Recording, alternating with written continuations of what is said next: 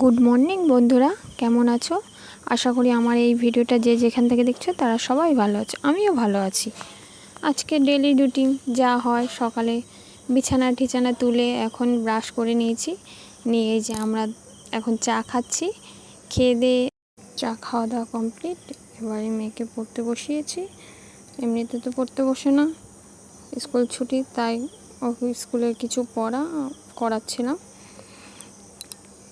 কারণ মার এখানে আসলে আমার সেরকম কোনো কাজ তো আমি করি না, তা এই মেয়েকে পড়িয়ে সকালের খাবো। মা ওইদিকে গোছাচ্ছে, এই যে ভাত, ডালের বড়া আর লঙ্কা পেঁয়াজ দিয়ে সকালে খেয়ে নিয়ে এবার যেটুকু কাজ খাওয়া দাওয়া হয়ে গেছে, এবার জায়গাটা মুছে নিয়ে তারপর বাসনটা ধুয়ে নেব।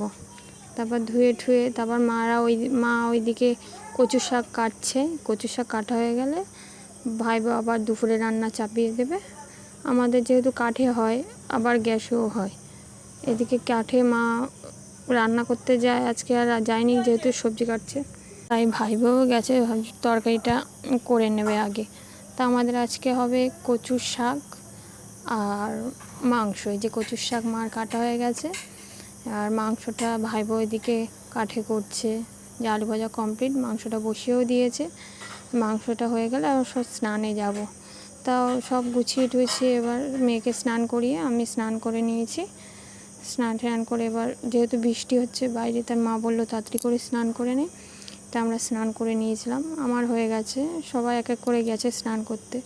এবার স্নান করে দুপুরে আমরা খাবো। তা ওর জন্য মাথা ব্যথা আসছে, সিঁদুর পরে নিয়েছি। এবার মা এদিকে খেতে ডাকবে, তা ভাত টাত বেড়ে মা ডাকছে, খেতে আয়। এই যে খেতে বসে গেছি। এই যে কচুর শাক আর মাংস হয়েছে আমাদের।